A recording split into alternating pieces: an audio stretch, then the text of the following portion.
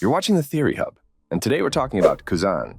And, I mean, you can't expect a cool and interesting intro for every video, right? Even my creativity has its limits. Before we dive into the main theory, let's briefly discuss another aspect related to this topic, which is the will of D, or the cruel fate that members of the D family must endure. It was first mentioned in chapter 798, when Law met Sengoku and discussed the fate of Rosinante, who Sengoku considered an adopted son, and who also saved Law's life. Coincidentally, right after that, we learn another fascinating story when Law confesses to Sengoku that he too is a member of the D fam. However, Sengoku respects Corazon's will and does not report this to the five elders. But the topic of the turbulent fate of D that Sengoku must face remains a mystery. We'll explain that mystery later, because today we're focusing on Kuzan, the 10th Titanic Captain of the Blackbeard Pirates. In this theory, I will try to clarify Aokiji's future role, as One Piece nears its final chapters. Kuzan is one of my favorite characters. Well, he used to be. Even though Kuzan defeated the great man Garp, his recent bold actions are noteworthy. Whatever Kuzan's true motives are, they always catch the reader's attention. And right now, we'll delve into this fascinating topic. Welcome back, dreamers. It's Theory Hub again. For those who are new here, this is the place where we talk about things that definitely won't happen. But at least it's interesting. I'm Lander, and let's get into today's topic. Will Kuzan sacrifice himself in Elbaf?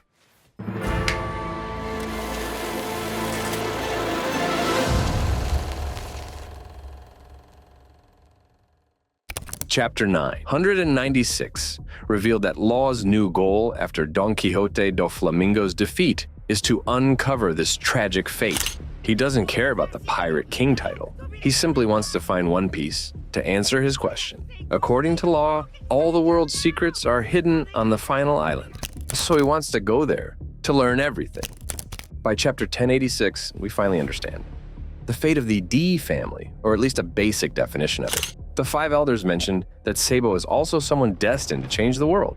No ordinary person is surrounded by as many D-Par members as Sabo. He indeed has very close ties with 3 generations of Luffy's family.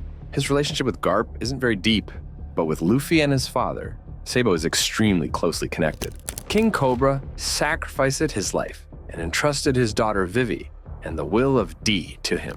This connection also implies that Sabo and Robin are characters with tragic fates. The common point between them is that their lives seem to revolve around those with the D in their names. By this definition, we can start identifying characters who might represent the will of D. For instance, Kuzan, whose life also revolves around such people. Let's list them out. First is Garp. From his early days as a rookie, Kuzan admired Garp, trained with him to punch warships, and gradually became the first student of the Navy hero.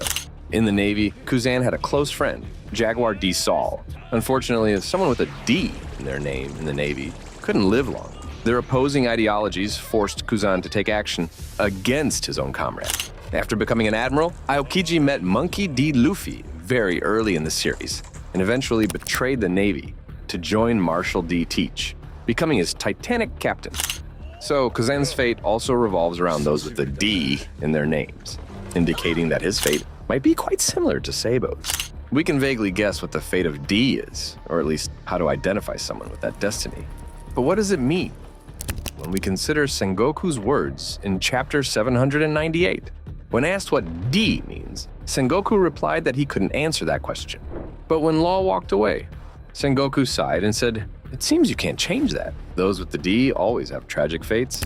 Combining this observation with the five elders' phrasing in chapter 1086, we understand that Sabo is not a D, but carries a destiny similar to the D. The purpose of those chosen by fate is to guide the D, to fulfill their goal, which is the will of D. From Imu-sama's words in chapter 1085, we learn that the true meaning of D has been forgotten over time. Even the descendants of D don't understand its significance, with some even working for the world government. Imu-sama mockingly said that the enemies of the gods are serving the very government created by the celestial dragons. Speaking of those destined to change the world, their role is to guide the D to discover the truth about their ancestors' will and fulfill the will of D.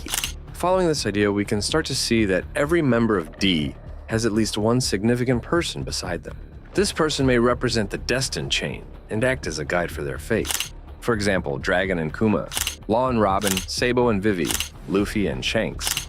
In Kuzan's case, He might be the one destined to change Teach. He went so far as to betray the Navy and even took down Garp, though we don't know if Garp is truly dead.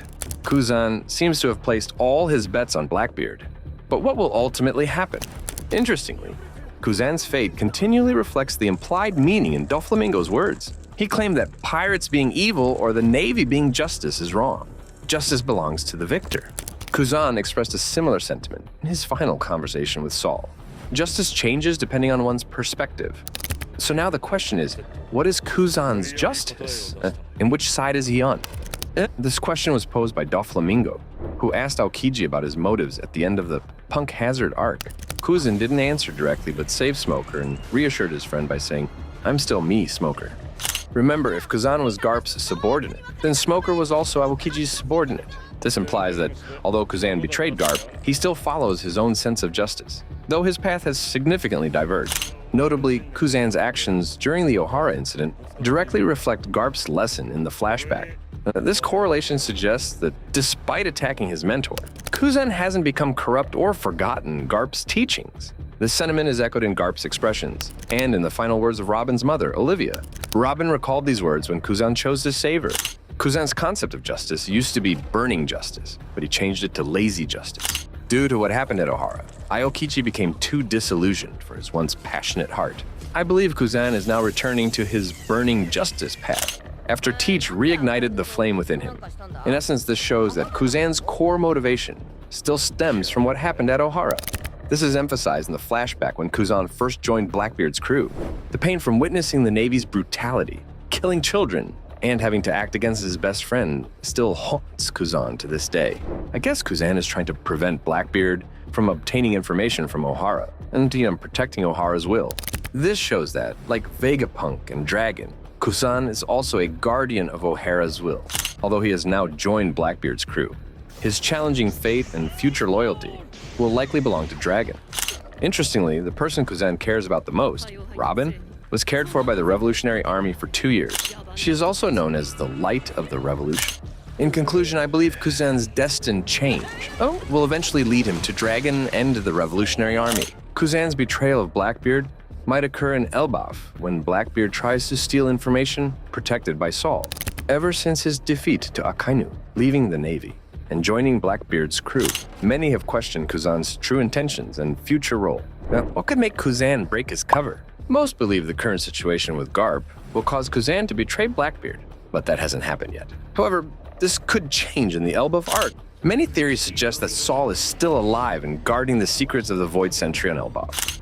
Additionally, some theories assert that Pudding will be freed in the new arc, and Blackbeard will shift his target to Robin and Saul. Coincidentally, these are the two people Kuzan would protect to atone for his past sins. So, it's very likely that there will be a major battle between Kuzan and Teach. And of course, with Teach being the final boss, he will likely win. A character like Teach certainly wouldn't spare a traitor, so it's highly probable that Kuzan will sacrifice himself in the final chapters of the Elbaf arc to protect those he loves. This could be a fitting end for someone who has always pursued justice like Kuzan, finding his own justice in the end by protecting those he loves and sacrificing himself for them. And that's our entire theory about will Kuzan die in Elbaf? If you found this video interesting, press 1 to support the Theory Hub.